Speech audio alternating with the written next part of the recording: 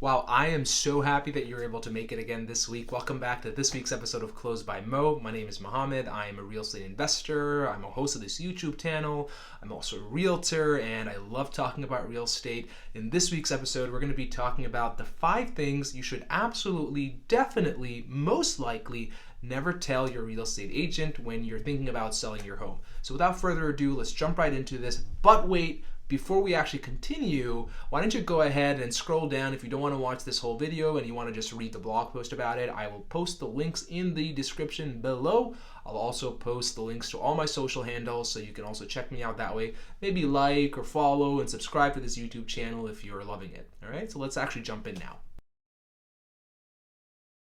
Now, one of the main things that you want to be mindful of not sharing with a listing agent before you list your house is you don't want to maybe share all the information in terms of your motivation to sell, especially if it's rooted in something that's very urgent and even negative. So like a bankruptcy, an illness, a divorce, things that might have like a very hard deadline on, because the listing agent is going to be communicating with the buyer's agent, and that's some information that might put you in the short end of the stick when it comes down to the negotiation table, especially if the buyers know that you're backed up against some kind of a deadline or something that is looming that you absolutely need to sell the house to, finish or get out of a situation.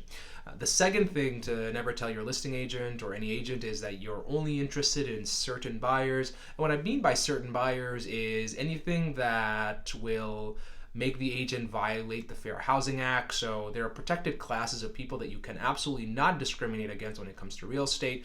That involves their sexual orientation, their gender, their ethnicity, their origin, things like that. You should never ask your agent to, violate any of those knowingly, and it's just not good practice as a good person, not even in real estate, just all things considered. Don't be a bad guy.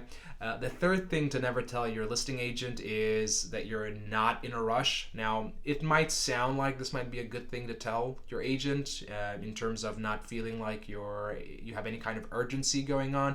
However, you have to keep in mind that when the listing agent hears that, they're automatically thinking about how that might affect your eventual sale, because the longer a house sits on the market, the higher the likelihood that it's just not going to sell, because more buyers have either already seen it or they're going to start asking, hey, what's wrong with this property?